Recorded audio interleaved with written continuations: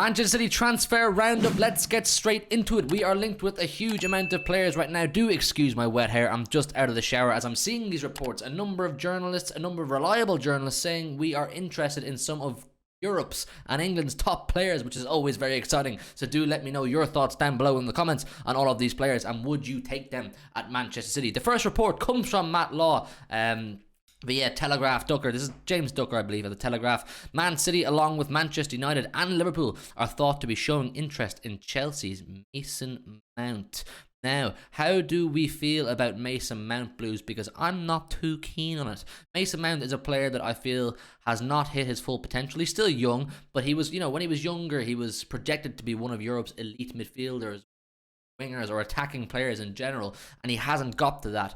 Now, Chelsea, as we know, have spent a shit ton of cash. They've brought in a shit ton of players, and no doubt they will continue to do that. Mason Mount is falling and will continue to fall further down the pecking order at Chelsea, but we can't actually hide from the fact that Mason Mount on his day is a very good player, and I think we've seen enough from Mason Mount to know that he's a very good player. In a Pep Guardiola system, is Mason Mount what we need? Could he flourish under Pep and with those other players around him, your De Bruyne's and Gundo's, should he stay? Speaking of Gundo, we know that there's a high possibility Gundogan could leave this summer, so could Bernardo Silva, so we need to bring in new midfielders and new attacking players. Is Mason Mount someone we want? I'm not too sure. I would happily bring Mason Mount in as a second, third, or fourth choice option. I would not be satisfied with a Manchester City team that in the core of our midfield Mason Mount is playing, or even on a wing where Mason Mount is playing, or a number 10 role where Mason Mount is playing. He's not that kind of player. He doesn't give me that level of confidence. But as a backup option, similar to what Calvin Phillips is right now,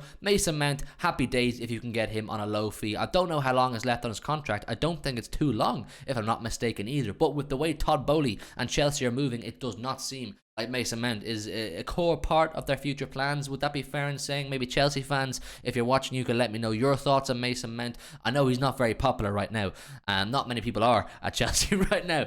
Next report, also from Matt Law and James Ducker of the Telegraph. Man City's top midfield target is Jude Bellingham. It is not inconceivable that Man City will try to sign more than one midfielder this summer. Now, we know Jude Bellingham is top priority for Manchester City. He is obviously one for the future as well as right now. He's a top quality player at Dortmund. He's doing a very good job with England. For his age, 19 years old, he plays with so much maturity. He's got a lot of ability, and naturally he's someone Pep Guardiola would look at and say, yes, I could use him. I could make him the kind of player I want, and he could be a player Manchester City have for 10, 15 years if you got him in right now. But obviously, we've heard reports that Dortmund have put a €150 million price tag on top of Jude Bellingham's head, and obviously Liverpool fans seem to believe they've already got Jude Bellingham. I don't really know why. You'd have to ask the Liverpool fans, but he's an obvious option. He's an obvious great option for Manchester City. I think he's a very natural replacement for Ilkay Gundogan and for Bernardo Silva. He's got all the attributes to be a Manchester City midfielder. He excites me. I think he's slightly overrated, but I would take him. So it seems, according to Matt Law, like I said, a reliable journalist, he is top of City's priorities this summer as far as transfers go. But it is not crazy to think that we may sign more than one midfielder. We've been saying this. We need a revamp in that part of the pitch before a crisis happens.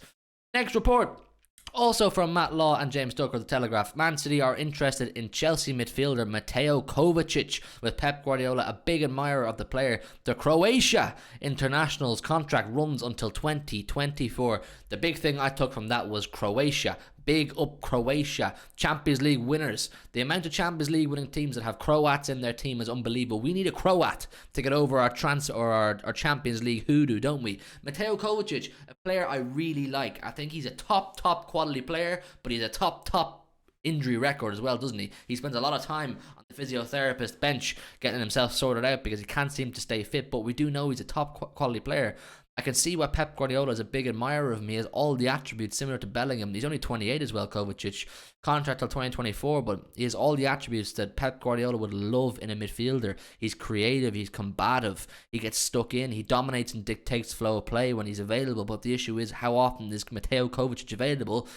With a contract running until 2024, I would not be paying any more than 40, maybe maximum 50 for Mateo Kovacic. But if we could get him for 40 million, I would take Kovacic, absolutely no problem, and have him as a a second to first choice option depending on who else we get in, because we will hold on to Kevin De Bruyne, and we have other midfielders there too. Phil Foden will become a midfielder, Jack Grealish potentially too, but we do need some to come in. Is Kovacic a first choice Manchester City midfielder? Does he walk into our starting 11 when he's fit and healthy? You guys let me know down below in the comments, but like I said, he's not often fit and healthy, is he? I like Kovacic. I would take him at a good price, is basically what I'm saying.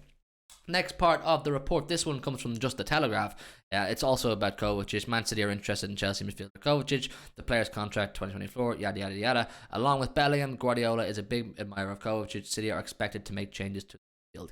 This is what I've been saying all along this video. The midfield is clearly an area of the pitch the City board and manager have identified as someone that needs a revamp, a refreshment. A lot of players going out, new players coming in, get the next cycle going before it completely crashes and burns the way Liverpool have. You know, they didn't fix their problems before they arose. We need to fix our problems now, because if we don't do it before next season could be a big problem.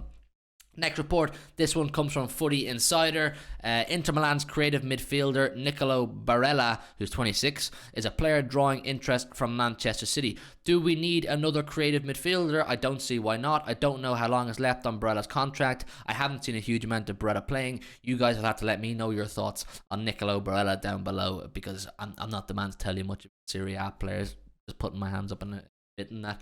Ekram Kanor has a report here as well about City transfers. He says City would have to pay a price in the range of €75 million to sign Brighton's World Cup winning midfielder Alexis McAllister in the summer. So he's alleging that City are interested in signing another World Cup winner, or now World Cup winner, in Alexis McAllister, someone I do like. I like McAllister a lot based off what I've seen of him in the World Cup and my snippets I've seen of Brighton so far this season. He's definitely a cut above playing for a club like Brighton. He could definitely play for a top 6, maybe top 4 team. Is he someone City need? Similar to Kovacic, similar to Mason Mount. I don't think McAllister is a first choice player at Manchester City. Definitely not right now. That's not to say he couldn't grow into one, but does World Cup winning McAllister want to come to a team where he's not guaranteed to play every single week? I don't know. Maybe the lure of challenging for trophies every season would get him to City, and I'm not saying he couldn't become a first choice at Manchester City, but I don't think we would be buying him right now to be a first choice. And for €75 million, you're looking at what, about 62, 63 million pounds? It's quite a lot of money to spend on a player that you're not sure is going to be first choice. Maybe I'm being harsh on McAllister. You guys can let me know. I know the Argentinian World Cup winning team, all those players will have their fans, and a lot of you will rate them very highly. But just for what we need and what I would like for Manchester City, my own personal feeling is I'm not too keen on him as a first choice anyway at that price. The last part of this video, Footy Insider 247. I've talked about Footy Insider loads of times in recent videos.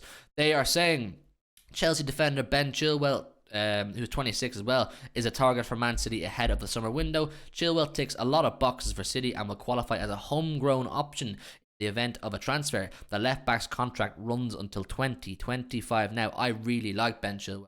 I think he's a top left-back. I think he's a really, really good player. But same issue as Kovacic, isn't it? The guy is he's very injury-prone. He has his injury problems. A lot of Chelsea fans believe he hasn't looked the same since he returned from that very lengthy one he had recently. But if you could get me Ben Chilwell at his best, I would take him at Manchester City. Now, it doesn't come as a surprise that a lot of Chelsea players, look, we've already spoke about Kovacic, Mount, Chilwell, are all potentially leaving Chelsea this summer, or there's clubs interested in taking them, because Chelsea have so many players. These players are all not going to be guaranteed the game time that they feel they deserve, and probably do deserve. Kovacic and Chilwell are definitely starting 11 players in most clubs when they're fit and healthy. Mason Mount, there's an argument or a conversation to be had there. I would take Ben Chilwell. We have not signed an actual left back in 6-7 years, and we do need one. And he has all the attributes, all the capabilities of a Pep Guardiola left back. Fantastic going forward. He's actually quite good in defence. Set pieces, corners, free kicks, great left foot on him.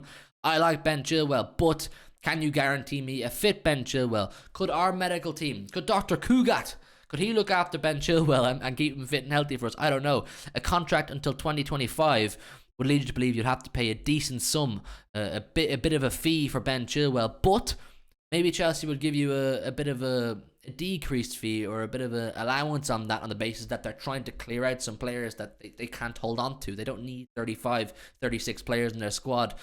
And then you also have to think about, do they want to sell to a direct title rival? I mean, they don't look like title rivals right now, but they will be, or at least you think they will be with the amount of money they're spending. I don't know. It'd be a tricky one to getting players off Chelsea in general right now. But Kovacic and Chilwell, I'm here for. Bellingham, I'm here for. McAllister, I'm kind of here for. Mount, not so much, but I take it as a backup option. Let me know all of your thoughts on all of these players I spoke about down below in the comments. Do leave a quick like as well in the video if you would. It massively helps it find a bigger audience. We're about 250 subscribers of 6k. So if you're new around here, do hit the subscribe button. And please do let me know all of your thoughts on everything I said in this video. And we'll see you later on with some brand new content. Good night and God bless. Listen to your heart, tell me who you wanna be. We can always start to believe. Listen to your heart, tell me that you understand.